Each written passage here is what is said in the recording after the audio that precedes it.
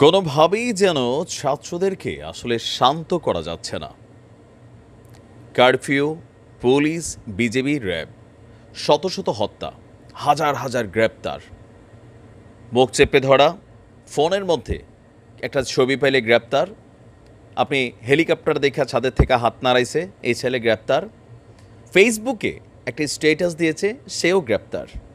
এত রকমের ভয় ভীতি দেখানোর পরেও ছাত্ররা দমছে না। আজকে যে নতুন আরেক কর্মসূচি ঘোষণা করেছে, গতকালকের অ্যাক্টিভিটিস দেখে মনে হচ্ছে আজকেরটা আরও বড় আকার ধারণ করতে যাবে।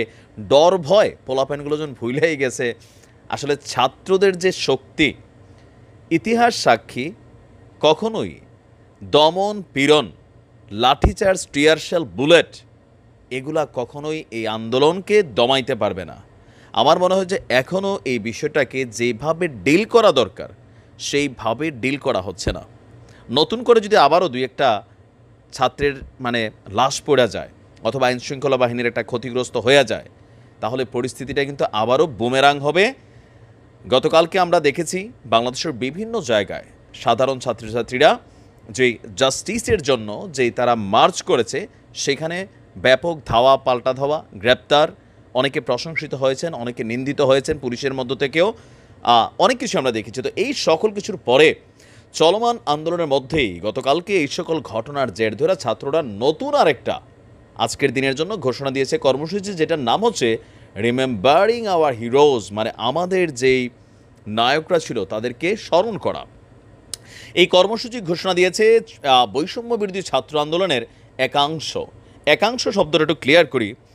বাংলাদেশের ইতিহাসে ম্যাক্সিমাম যে আন্দোলনগুলো হয়েছে নেতা ভিত্তিক, মানে বাংলাদেশ তো আমরা হয়ে গেছি কি, ধরেন একজন লিডার থাকে, লিডার যদি বলে এইটা তো জনগণ বলে এইটা, লিডার যদি বলে ওইটা তো জনগণ বলে এইটা, বা তাদের যারা কর্মী অনুসারী আছেন।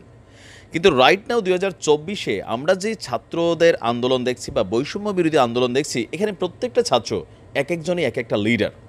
দেখেন, মূল সমন্বয়ক সহ প্রথম সারির আমার ধারণা যে প্রায় 20% যারা সমন্বয়ক আছে সারা বাংলাদেশে বা লিড করছিল, তারা কিন্তু আপনার এই মুহূর্তে কেউ কারাগারে আছেন, কেউ ডিবি হেফাজতে আছেন, অথবা কেউ হাসপাতালে চিকিৎসাধীন আছেন।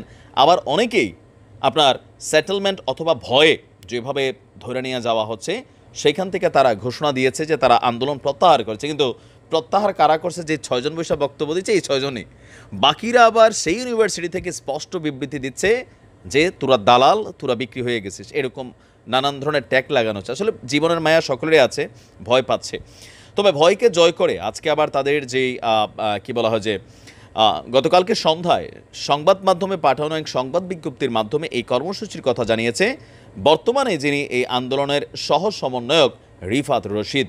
বিজ্ঞপ্তিতে বলা হয়েছে, সাধারণ শিক্ষার্থী এবং নাগরিকদের রাস্তায় ধরে মোবাইল চেক, হয়রানির এবং নির্বিচারে গ্রেফতারের মতন মানবাধিকার লঙ্ঘনের ঘটনা প্রতিদিনের চিত্র।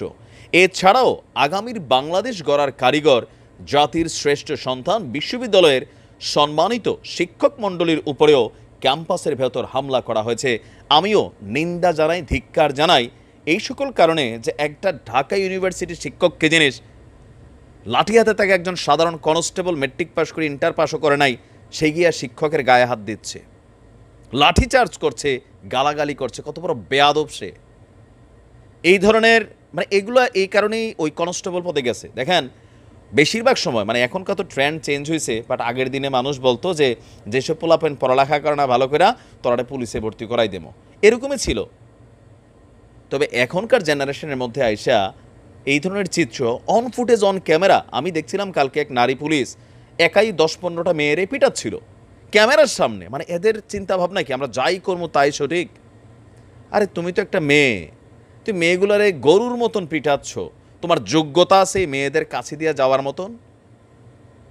কোনো রকমে কেউরে ধৈর্য অথবা কোটা মোটা মাইরা একটা চাকরি পাইছো তুমি? এগুলো মনে রাখো, এগুলো আসবে তোমার উপরে। অন্যায়ভাবে অত্যাচার আমরা কালকে দেখছি না, খুলনাতে দেখছি যে আমাদের পুলিশের কয়েকজন বোন তারা মেয়েগুলোরে ধরছে, হাসতে হাসতে নিচ্ছে, আবার আদর করে কথাও বলতেছে। তারাও তো ভাই পুলিশ। তো তুমি কি তোমার এত এক্সট্রা পিলপিলি কেন শরীরের মধ্যে? What do you want? Promotion? কোথায় যাইতে চাও তুমি? কিছু পুলিশদের শরীরে আমি পিলপিলি ফিল করতেছি। আমি গণমাধ্যমে আপনারা দেখেন, সবারকে গণহারে খারাপ বলার সুযোগ নাই। খুলনার দৃশ্যটা দেখছেন না, রাজশাহীর দৃশ্য কিন্তু দেখছেন, আমাদের কুমিল্লাতেও কিন্তু দেখছেন। কিছু কিছু এলাকায় কিছু কিছু কর্মকর্তারা দেখলে মনে হয় যে ভাই তার চাকরি সে আলাদা একটা ইন্টেনশনে নিছে। আমরা এগুলো নিন্দা জানাই, ঠিক আছে।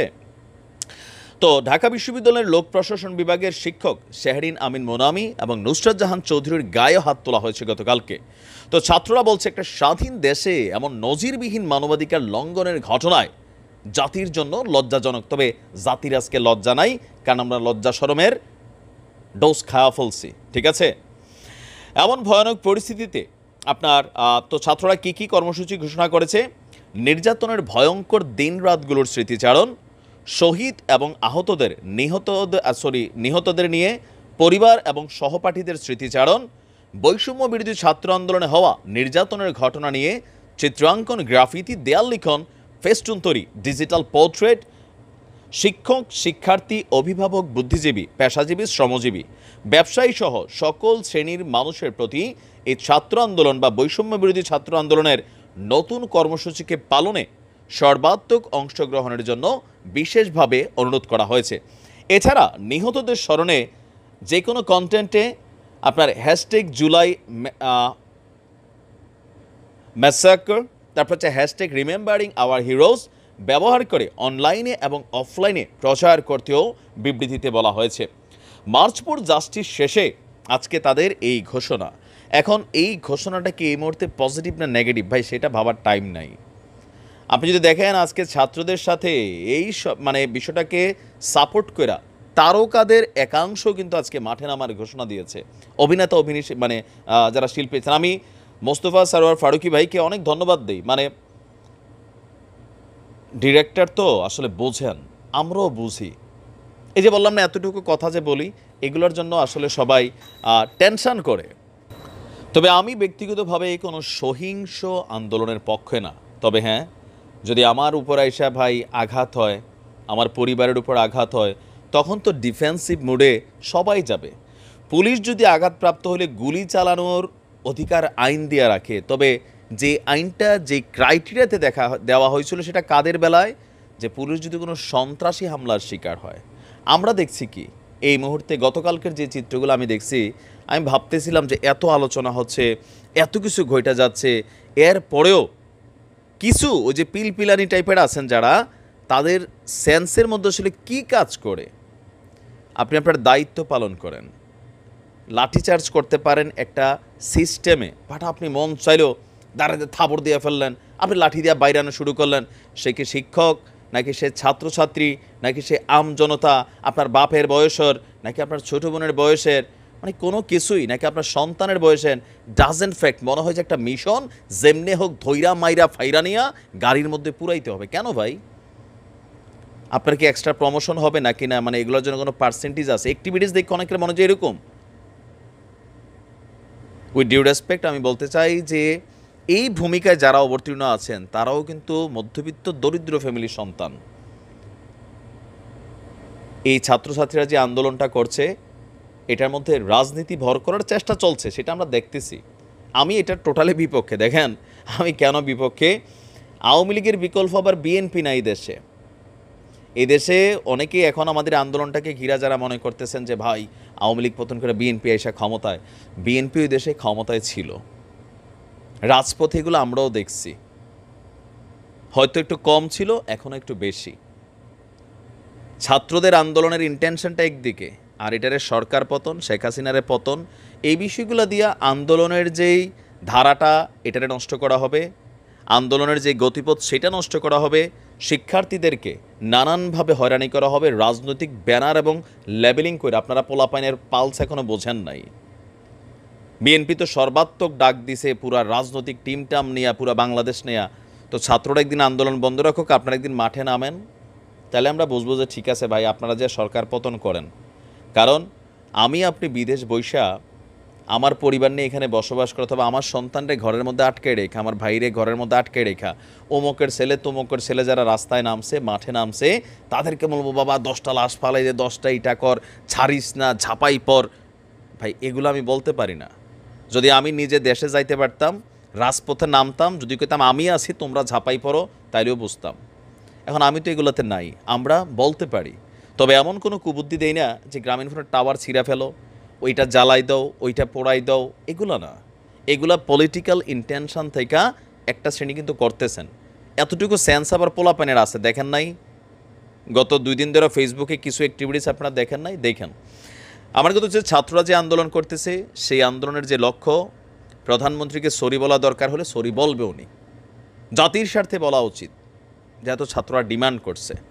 4 জন মন্ত্রীর পদত্যাগ চাইছে, তাদেরকে করানো উচিত। তবে এটা সাংঘর্ষিক, এটা সাংঘর্ষিক, এটা এত সোজা না, আমিও জানি।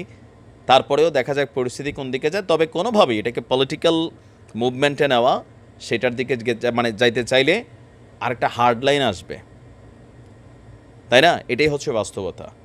আন্দোলনটারে বিতর্কিত করে ফেলবে, অলরেডি করে ফেলছে অনেক দিকে।